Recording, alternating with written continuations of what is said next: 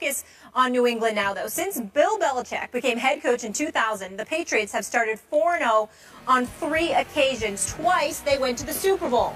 The Pats face a Cowboys team that has lost 2 straight games but are getting Greg Hardy and Rolando McClain back from suspensions. Skip, do you give your Super Bowl pick, your beloved Cowboys, a shot against your other Super Bowl team, New England? That's a good question, Molly. And I don't have a great answer, but I'm just going to give it to you straight, Stephen A. Smith. My Dallas Cowboys have no shot against the New England Patriots. Thank you. They have 0 shot. They have no chance shot against Tom Brady and Bill Belichick and company coming to Jerry World. Let's think about this. Bill Belichick with 2 weeks to prepare against my Dallas Cowboys, coming off a bye week. Tom Brady, who's on a mission to deflate every opponent on his schedule, if not annihilate every opponent. Next up, my Dallas Cowboys.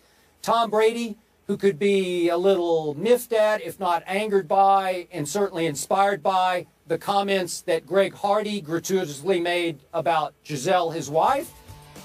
Really? My Dallas Cowboys, who never seemed to play very well at Jerry World, who last seen at home were getting blown off the field in the second half by the Atlanta Falcons, those Dallas Cowboys? Stephen A., I'm sorry. If we're talking about, I have Tony Romo, I have Des Bryant, I have Skandrick, I have Lance Dunbar, I have a healthy Sean Lee. If you tell me that, we could have a different conversation. But Greg Hardy's return, Rolando McClain's return, will not make that much difference against the best quarterback in all of pro football and the most explosive offense in all of pro football. Now, the only hope I do have is that New England has been giving up an NFL worst 4.9 yards per rush by the opponent. But the last couple of games, I got to tell you, my offensive line has not been winning the line of scrimmage. They're supposed to be the quote-unquote best offensive line.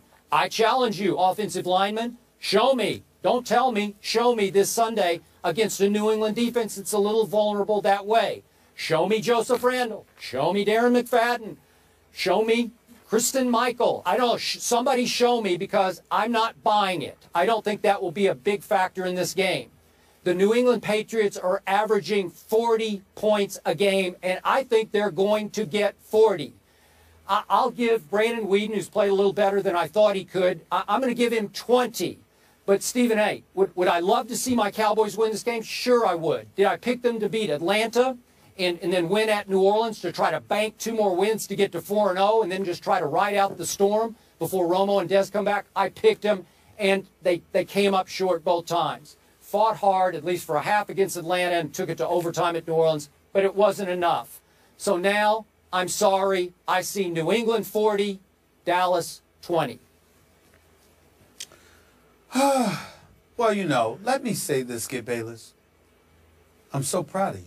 I mean, I'm touched. I'm touched that, you know, you just came to your senses at least with one topic for this show. I mean, the fact that you pull this off once a month is a miracle. So I guess this was your month. I mean, you actually sound sane and reasonable. You know, you're always factual. You just leave out the facts you want to leave out because you know it'll hurt your argument. You looked high and low, you know, I mean, all over the place for a reason to make a case for your Cowboys. And you came to the conclusion that this just could not happen. And so I'm very, very proud of you that you recognize that for the 3rd consecutive week, the Dallas Cowboys are going to go home losers. Because that's exactly what's going to happen. It's just a matter of how quickly the annihilation is going to kick in. I mean, do you realize that some dude named Dion Lewis is the 2nd leading receiver on the New England Patriots? I mean, he's got 15 receptions. Yeah, they just gave him a big new contract. You know what I'm saying? Actually third. Actually third is behind Julian Edelman and Rob Gronkowski, and then it's him. Do you have any idea that even though they don't run the football that much, they have 2 running backs running over 4 yards a carry, and Dion and LeGarrette Blount. The fact of the matter is that as we look at the New England Patriots, they're just I think the only question is are the Dallas Cowboys going to make this interesting, or is this going to be the Patriots against the Jacksonville Jaguars? I mean, if you actually could make a legitimate argument that the Patriots may be the only team in NFL history that had 3 consecutive bye weeks. You had the Jaguars, then you didn't play last week, and then after that you got the Cowboys this week, which is probably going to be a bye week. You know, I mean, that's just what I see right here, Skip Bayless. I'm trying to wonder, really, from the bottom of my heart, I'm just trying to look at it, and I'm just saying, the Patriots, I mean, not only are they winning football games, but they're getting quality time off to rest their bodies. And so it's going to be real interesting to see. My prayer is that since it is nationally televised, and since America's supposed team is going against America's team, which is the New England Patriots, my only hope is that the Dallas Cowboys don't embarrass themselves, don't embarrass you, and get beat down so badly that Jerry Jones will panic and he will rush Tony Romo back in there with a sling, for crying out loud, if he has to, okay, to throw the football. Not that Brandon Whedon has been bad, because I don't think he's been bad. I don't think he's the reason the Dallas Cowboys have lost these games. I think their defense is responsible for the loss at Atlanta, and I think their defense is responsible for the loss last week in New Orleans, okay? So if you lost to Atlanta and you lost to New Orleans, and now you're going up against the New England Patriots, and suddenly your defense is going to be better. And oh, by the way, Greg Hardy was not only talking smack about Tom Brady, but he used his wife and talked about how he hopes his sister comes too. I mean, really? You did something like that? Really? I mean, it's quite bad. It's quite bad. But I will acknowledge this. For the first time, I consider the Dallas Cowboys must-watch television this weekend. I can't wait.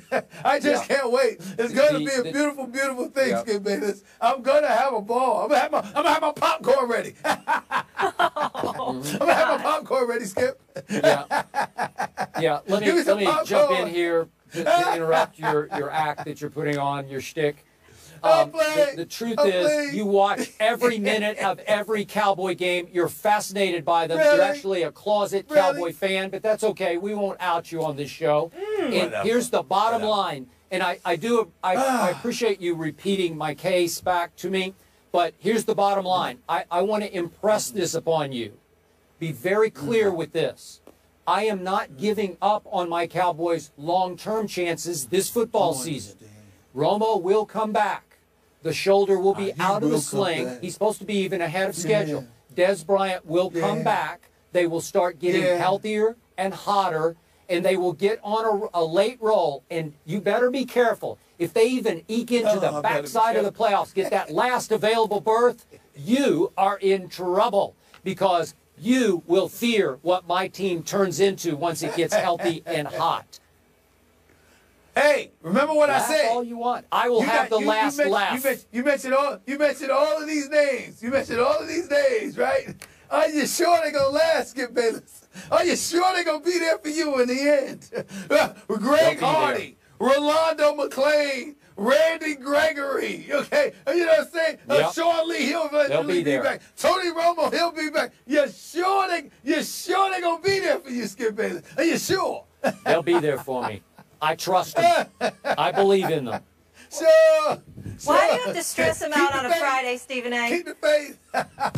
I'm not stressed. I'm fine. It's just a mere bag of shells. All right, so we both have New England winning. Up next, we're going to get into the team that they faced in the Super Bowl, the Seahawks. For the last few years, Jimmy Graham has been the league's best receiving tight end, but his blocking, on the other hand, has some concerns. We'll get into that coming up.